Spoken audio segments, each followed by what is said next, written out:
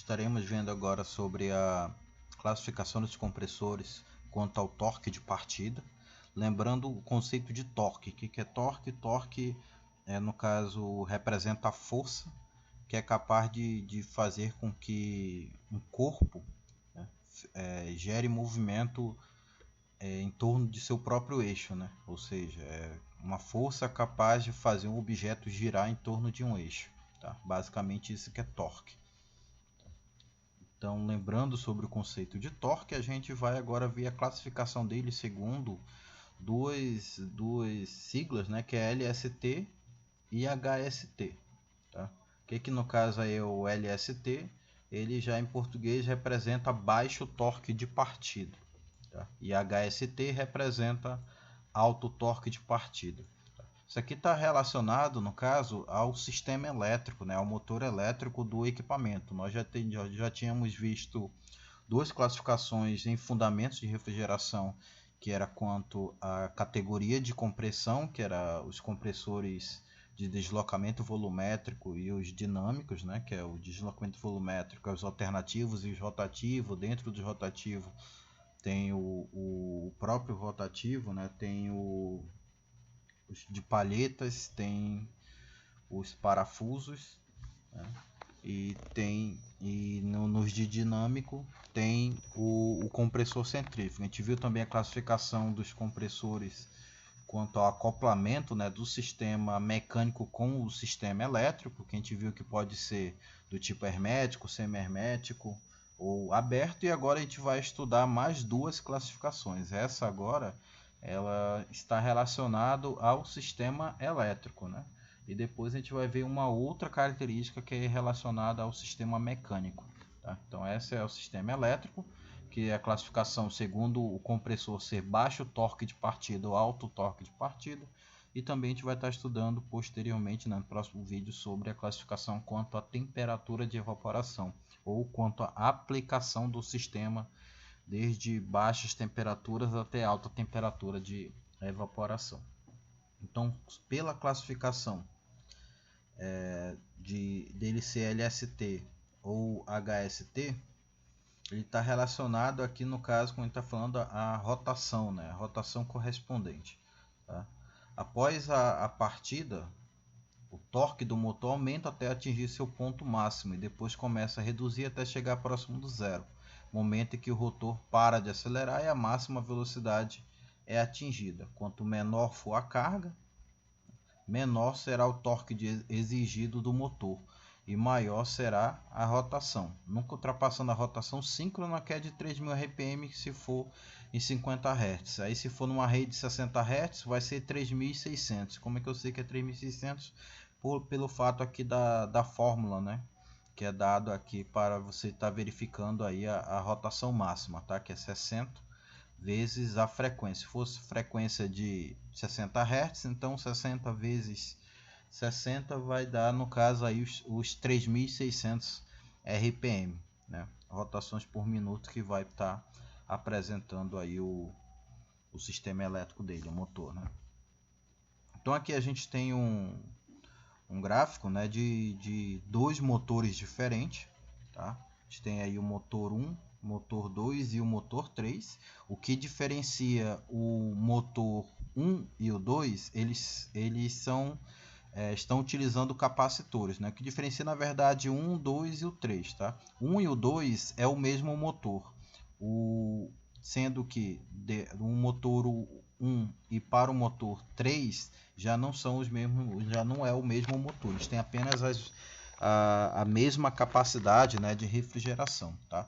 O 1 e o 2 é o mesmo motor. O que diferencia eles entre o 1 e o 2 é porque possui um capacitor de partida. E o que diferencia o 1 e o motor 3 é porque, no caso, eles são classificados de forma diferente, tá? Esse também tem um capacitor de partida, só que esse é um compressor chamado alto torque de partida.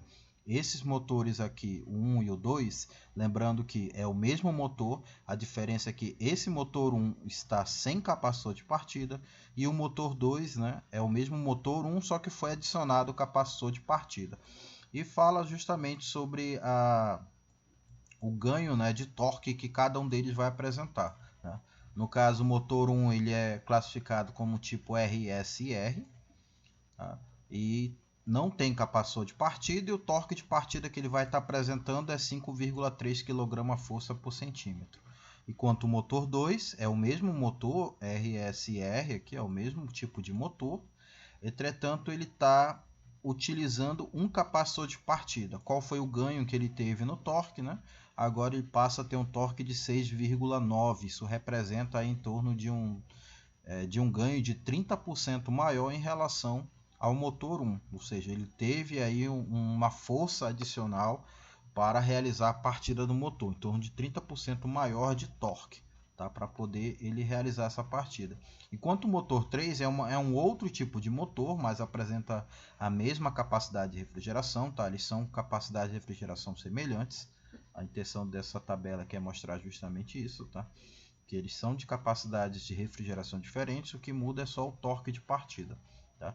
Nesse caso é um motor do tipo CSIR e utiliza capacitor de partida, só que esse agora é 31,5 kg força por centímetro. Isso representa aí 450% maior o torque em relação ao motor 2, ou seja, 4,5 superior o torque aí de partida. Por quê? Por conta justamente do tipo de motor, tá? Que é um tipo de motor do tipo CSR, enquanto os outros é um tipo de motor do tipo RSIR, ou seja, um compressor ele realmente foi projetado para ser alto torque de partida.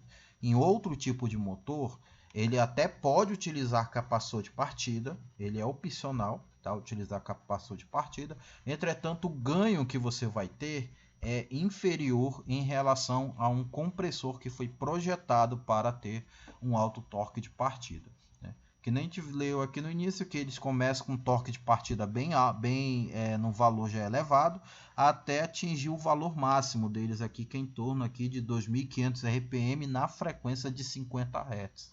Aí teria que montar um outro gráfico para saber na frequência que a gente trabalha, que é 60 Hz, tá? Aqui no caso é uma representação para um compressor de 50 Hz, em que diz que o torque máximo é alcançado aqui quando ele alcança 2.500 RPM, até que quando alcança essa rotação, a rotação nominal dele bem próximo, quase ali 80, de 75, 85% da rotação dele nominal, começa a cair a necessidade do torque até chegar praticamente aí a zero, que aí ele não precisa mais de um torque alto, né? Porque já tirou o motor elétrico da inércia. A força maior a ser desprendida é no momento da partida, né? Isso aí é algo básico, né? Que acredito que vocês já repararam, até mesmo em casos quando o circuito elétrico não está bem dimensionado, você vê que quando um condensador de ar vai partir, algum equipamento de refrigeração da área comercial vai partir, você verifica que a luz pisca, né? Dá aquela piscada, aquela queda de energia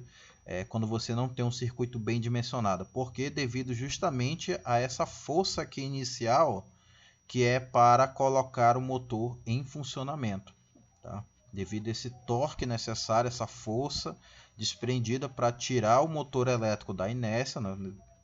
Para colocá-lo em movimento, tá? Aí depois chega um ponto que ele atinge o pico e vai para zero. Por quê? Porque ele já está em movimento, né? Você não precisa mais de um torque alto, né? Basicamente aí é só manter a rotação do motor, tá? Não é mais necessário um torque alto. Então vem agora para estudar separado, né? Que a gente viu que ele classificou diferentes, tá? Mas o que diferencia cada tipo de motor além do sistema mecânico, além do sistema elétrico, né? O que realmente eu vou conseguir identificar? O que é um motor aqui RSR, o que é um motor CSR, quando que eu vou estar utilizando um motor de alto torque e um de baixo torque, tá? Aqui ele começa falando sobre os motores LST, tá? Que no caso aí, por terem esse torque de partida baixa, só partem com pressões equalizadas, que é uma condição de operação do refrigerador, né? Na linha residencial, basicamente, você vai estar utilizando tanto refrigeração, né? A maior parte dos equipamentos de refrigeração vai ser do tipo LST, tá? Baixo torque de partida. Por isso, eles usam sempre turbocapilares como elemento de controle, o que faz com que as pressões entre a descarga e a sucção se equalize antes da próxima partida do compressor. Isso aqui é algo fácil você perceber, por exemplo, quando você tem um refrigerador em casa, principalmente aqueles modelos em que o evaporador ele fica à mostra, né, com aquela placa de alumínio, aquele refrigerador só de uma porta. Você desliga o equipamento, você escuta tipo um chiado, né? Ou até mesmo um condensador de ar de grande porte você consegue, grande porte quando eu falo um piso-teto, alguma coisa assim. Tá? Em alguns raio-wall, né, splits raio-wall por janela, você até consegue escutar o barulho, mas é bem menor. Tá? Você consegue escutar um chiado quando você logo desliga o equipamento. Tá? Aquele chiado é justamente a pressão de baixa equalizando com a pressão de alta. Tá? O fluido refrigerante em alta temperatura se encontra com o fluido refrigerante em baixa temperatura e as temperaturas e as pressões do fluido se equalizam, tá? Elas tentam aí chegar a um equilíbrio térmico.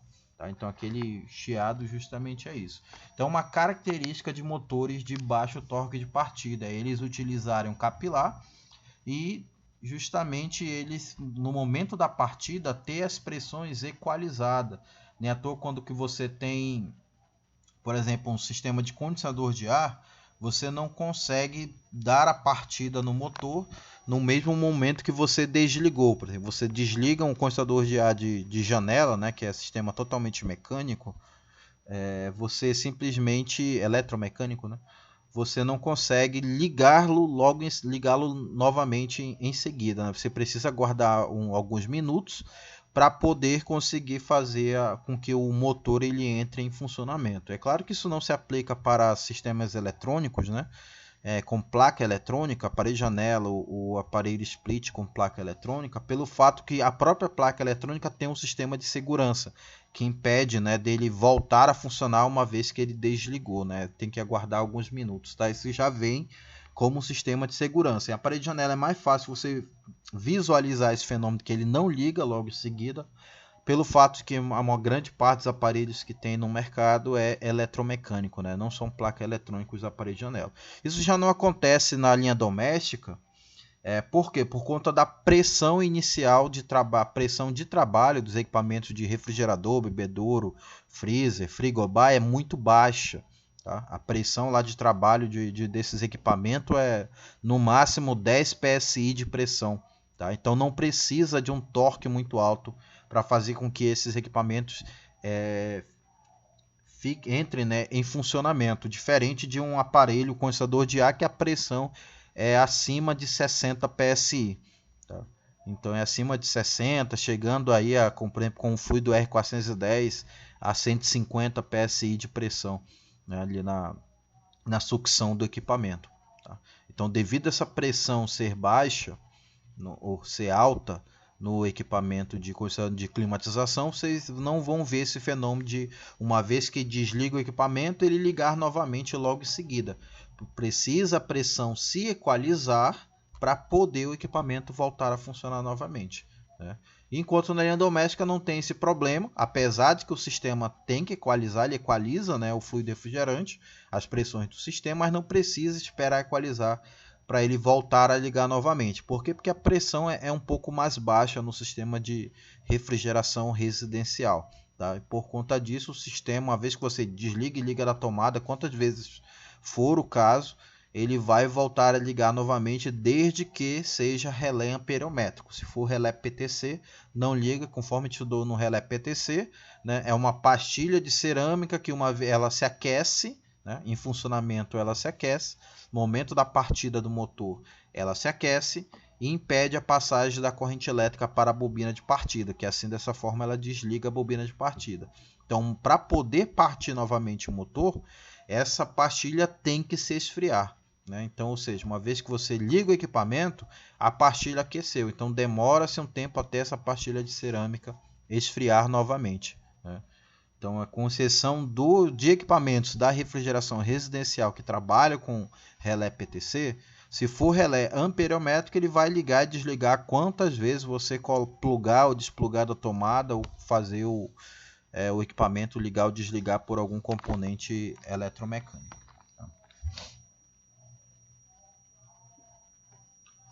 Aí, esse tipo de compressor não deve ser utilizado com válvula de expansão, pois enfrentará problemas durante a partida. Por quê? Pelo fato que a gente vai ver depois que os compressores HST, que trabalham com alto torque de partida, eles trabalham com elemento de controle, no caso, válvula de expansão. E a válvula de expansão, ela não permite, tá, a equalização ali imediata do fluido refrigerante.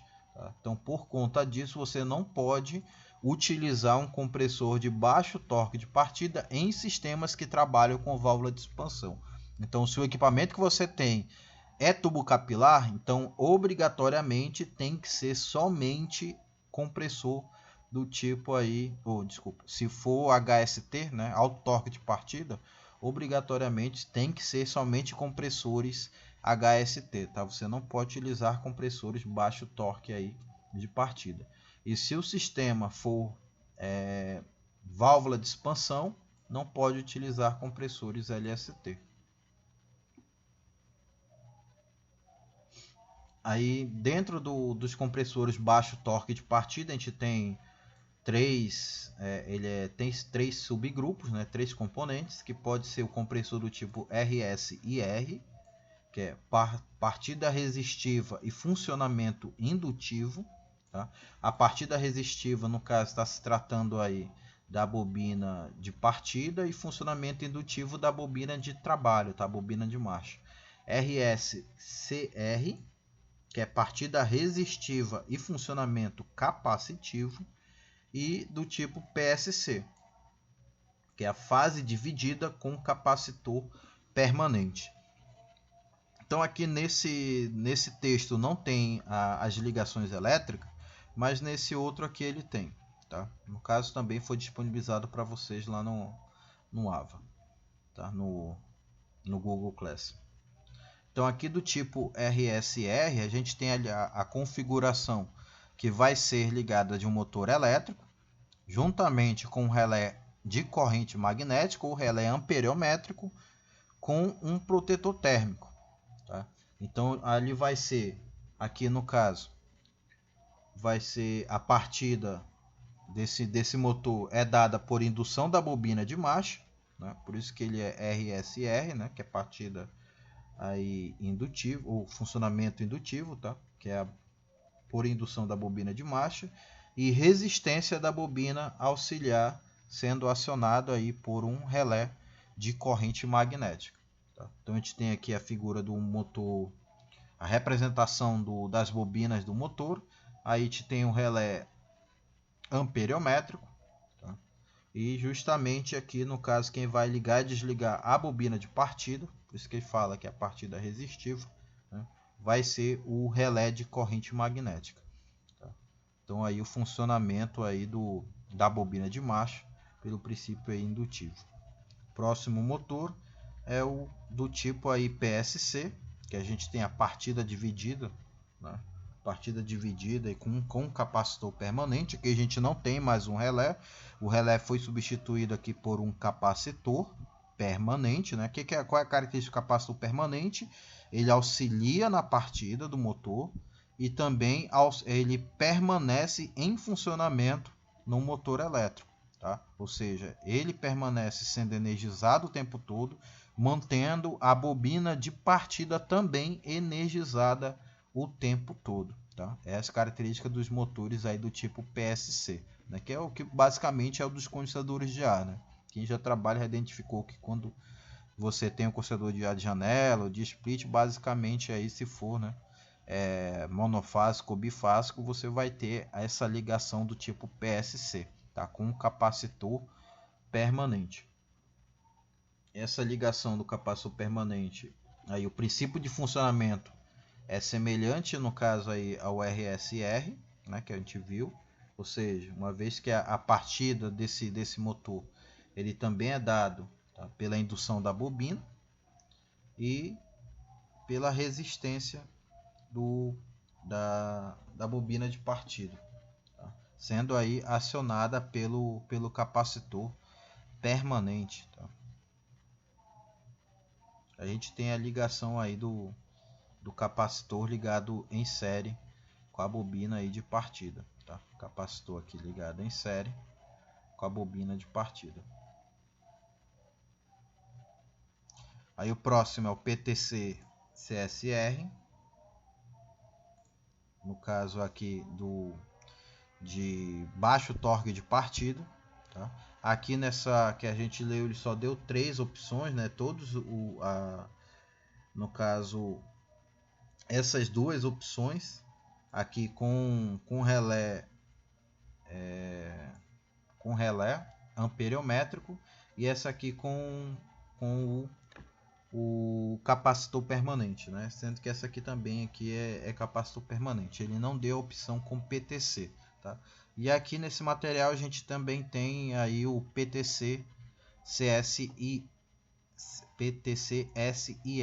tá? Que no caso o que vai mudar é que foi acrescentado só o relé PTC, tá? Então é bem parecido, é a mesma coisa aqui que o RSR, a ligação dele, ó, RSR, só que esse aqui relé de corrente magnética, tá? Aí a partida é dado pela bobina de marcha, né? Aqui o funcionamento, a partida dele é dado devido ao funcionamento indutivo da bobina de marcha e resistivo pela bobina de partida, tá? E aqui no PTC a gente tem a mesma coisa, só que é pelo relé PTC, tá? Também aí é indutivo, né? É indutivo pela bobina de marcha e resistivo pela bobina de partida, o PTC, tá? A bobina de marcha aí e a existência da bobina auxiliar ligados elas vão estar ligadas aí junto com o relé PTC, tá? Aí a outra configuração que a gente pode estar tendo é o PTC SCR, tá? Que no caso aí é um capacitor permanente, tá? Então a gente viu que lá no de relé não é utilizado o capacitor permanente, mas com o PTC é utilizado o capacitor permanente, tá? Então são duas características, na verdade, aí que vocês vão estar encontrando, tá? O PTC normalmente ele é ligado com capacitor permanente, mas o relé amperiométrico ele não é ligado com capacitor permanente. Já o capacitor de partida ele só pode ser ligado no amperiométrico, mas não pode ser ligado no PTC, tá? O capacitor de partida. Então nesse caso aqui a gente também tem aí a opção, né, de PTC SCR. É claro que assim, não é que você não possa, nesse caso aqui, tá? Você não possa ligar um capacitor permanente no relé de corrente, tá? Só não é tão comum a ligação, tá? Aqui ele não tem, né, essa ligação do relé com o capacitor, tá? Mas aqui ele dá essa opção, que é o RSCR, tá? No caso aqui a partida resistiva e a marcha, né, é capacitiva, né? Ou seja, funcionamento capacitivo aí da bobina de marcha. E como ele está falando que é capacitivo, ou seja, é dado por um capacitor, tá? Então a gente tem aqui o RSCR, ou seja, a gente tem essa configuração aqui do capacitor permanente com tô pegando a figura errada. De um capacitor permanente, também com um relé aí amperiométrico, tá? Nesse caso aqui é o PTC. Aí nesse manual ele não dá a opção do relé. Deixa eu ver se ele tem mais lá para frente. Acredito que não tem, tá? Porque é uma opção também, tá? Aqui ele já está dando, mas já é com capacitor de partida, é alto torque de partida, tá? Aqui o relé PTC juntamente com o capacitor permanente, ligação fica dessa forma, tá? Ponto de alimentação aqui em um lado do relé e o outro ponto de alimentação do outro lado aqui do relé, ou seja, o capacitor permanente é ligado em paralelo com o relé, tá? Com o relé PTC e também é ligado a mesma coisa em paralelo com o relé amperiométrico, tá? Quando ele trabalhar com relé amperiométrico. Aí assim finaliza os de baixo torque de partida. Aí a gente vem para os alto torque de partida. Compressores HST estão aptos a partir com pressões não equalizadas, ou seja, quando o tempo de ciclagem utilizando tubo capilar é muito curto, menos de 5 minutos ou com válvula de expansão. Então é o que eu falei para vocês. Compressores de baixo torque de partida, eles normalmente não vão, tá? Não vão partir em menos de 5 minutos, tá? Devido à pressão não estar equalizada. A grande parte, aí, principalmente da climatização, eles não vão partir. Então, se você precisa de um sistema em que a pressão ela é um pouco mais alta, lá, ou a pressão não é equalizada no momento da partida, ou então que ele precisa partir em menos de 5 minutos, você precisa não mais de um compressor de baixo torque de partida, mas sim de um compressor de alto torque de partida. Tá? Quando a gente fala partida, isso não tem nada a ver com capacidade de refrigeração. Deixar isso bem claro. Ambos têm a mesma capacidade de refrigeração. O que vai mudar é que um precisa ter um tem um torque de partida mais elevado do que o outro, tá? Mas em termos de capacidade de refrigeração, os dois ali para um determinado tipo de equipamento pode apresentar a mesma capacidade de refrigeração, tá? A mesma potência frigorífica. O que está mudando é apenas o torque de partida, o quanto que de força é necessário, quanto de energia é necessário ser utilizada para colocar esse motor em movimento. Tá? O que está diferenciando é só isso. Então aqui, se o sistema trabalhar com válvula de expansão, é obrigatório trabalhar com HST. Já aqui no LST, né, é meio que opcional. Normalmente, se o sistema for capilar, é recomendado, né, você trabalhar com um compressor LST. Mas posso trabalhar com compressor HST? Poder até pode, só é desperdício de dinheiro, né? Porque os compressores de alto torque de partida são mais caros em comparação aos de baixo torque. Então você pode substituir sim um compressor de baixo torque por um de alto torque quando o sistema for capilar. Entretanto, quando for válvula de expansão, você só pode trabalhar com um compressor de alto torque de partida. Tá? Os motores de compressores HST são do tipo CSR, que é a partida capacitiva, ou partida capacitiva e funcionamento indutivo, ou do tipo CSCR, né? Já que nos alto torque a gente só tem essas duas categorias, né? CSR e CSR, que é a partida capacitiva e funcionamento capacitivo. Tá? A gente vai ter esses dois e mais uma vez ele não tem, né, uma figura, tá? Mas a gente tem aqui nessa outra apresentação, aqui nesse outro texto, a gente tem a possibilidade de poder visualizar como é que é a ligação de cada um. Né? Do tipo CSIR, tá? Então aqui a gente tem constituído aí de um relé amperiométrico mais um capacitor de partida, tá? E no modelo aqui CSR, a gente tem um relé voltmétrico, tá? Mais o capacitor de partida, mais o capacitor permanente. Tá? O que vai estar diferenciando um do outro? É que aqui eu posso estar utilizando tanto o amperométrico, tá? Como também eu posso estar usando aqui, no caso, o relé voltmétrico. Tá? É até mais comum, na verdade, o pessoal utilizar voltmétrico, mas apesar de ser, em termos de ser mais barato, o custo mais acessível, pode ser utilizado o amperométrico. O que caracteriza aqui? É que o capacitor de partida, o próprio nome já diz, tem que sair de cena logo após atingir a rotação nominal. Tá? Ele não pode permanecer em funcionamento. Então isso aqui é um compressor de alto torque de partida, porque é do tipo CSR, utiliza um capacitor de partida e ele precisa ser desligado logo após o motor atingir aí a sua rotação nominal. Tá? Nesse modelo, ele possui um capacitor de partida e um capacitor permanente. O que isso quer dizer? Que esse capacitor de partida ele vai auxiliar na partida do motor elétrico, mas uma vez que atingiu a rotação nominal, ele vai sair de cena. O capacitor permanente ele vai também auxiliar na partida, entretanto, ele vai permanecer energizado juntamente aí com o motor elétrico, com todo o sistema elétrico do equipamento. Tá? Então, o relé voltmétrico é responsável justamente por fazer essa ligação elétrica dos tipos CSR, tá? Onde você vai estar encontrando tanto o capacitor de partida, como também aí o capacitor permanente. Tá? Então, aí como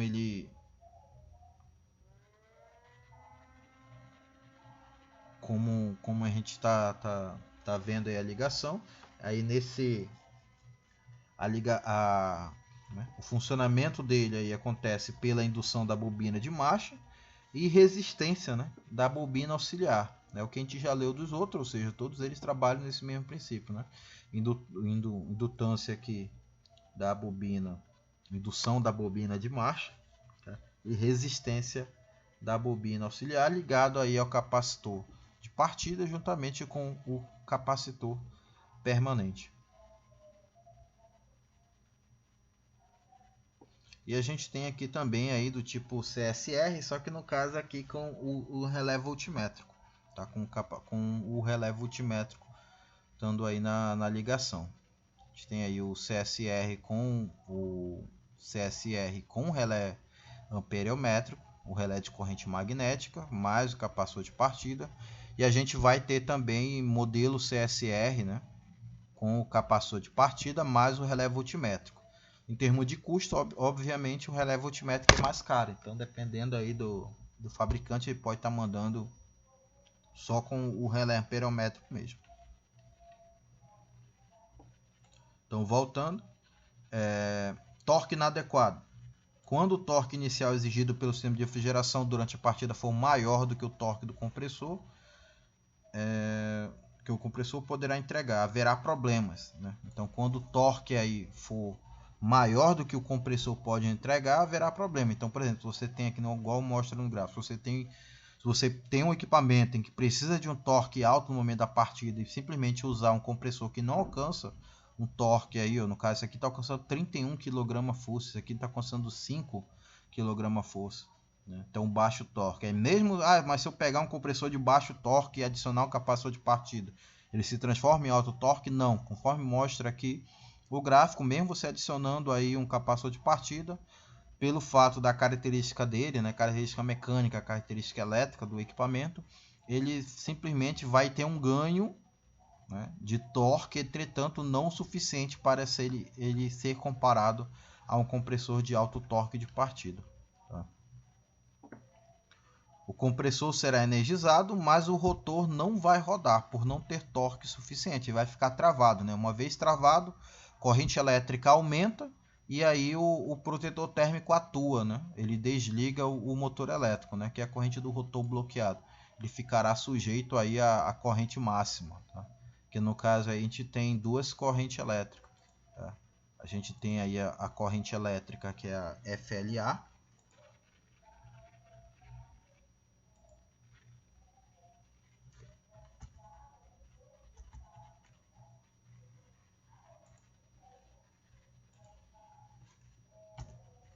A gente tem a FLA e também a gente tem a RLA. Tá? A RLA é a corrente de rotor bloqueado. Tá em inglês, em português já basicamente seria isso daí. Tá? A RLA é corrente de rotor bloqueado, é a máxima corrente que você vai estar alcançando no momento da partida lá do motor. FLA é a corrente normal de funcionamento. Tá? Então você normalmente nos compressores ou na etiqueta do equipamento vai estar te dando, pelo menos uma delas vai ter que vir. Tá? Em alguns equipamentos vai vir as duas e em outros vai vir pelo menos uma, que normalmente aí na etiqueta do compressor vem a RLA e no adesivo do equipamento vem a FLA. Tá? E alguns compressores, algumas vezes até pode vir as duas, né? Vem uma FLA aproximada. Tá? FLA, mais uma vez, corrente normal de funcionamento. Tá? RLA é a corrente de rotor bloqueado, é a corrente de partida. Tá? Uma vez que o sistema vai entrar em funcionamento, ele vai dar um pico. Esse pico é chamado de RLA. Uma vez que alcançou rotação nominal, aí se tiver capacitor de partida, ele é desligado. Se for um motor que trabalha com relé amperiométrico, né, ele vai desligar a bobina de partida e ele vai apresentar, no caso, uma FLA, né, uma corrente nominal. Sendo que também os compressores que trabalham, né, com capacitor permanente e funcionamento contínuo da bobina de partida, mesmo assim a corrente elétrica vai se normalizar e vai apresentar também uma corrente nominal de trabalho. Tá? Aí nesse caso o protetor térmico irá atuar e desligar o compressor, evitando maiores danos. para condições de partida mais críticas, recomenda-se sempre a utilização de compressores HST. E aqui por último a gente tem uma tabela, né, um quadro resumo das características dos compressores LST e HST. Tá?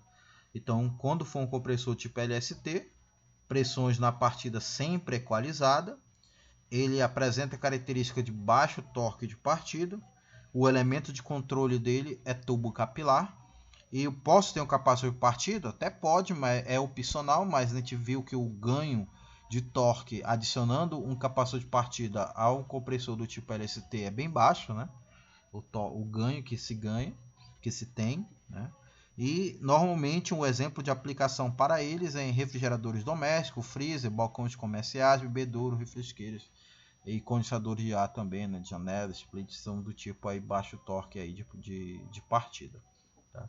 HST, que são os compressores de alto torque de partida, pode ser a pressão na partida tanto equalizada como desequalizada, é indiferente isso aí para ele. Tá?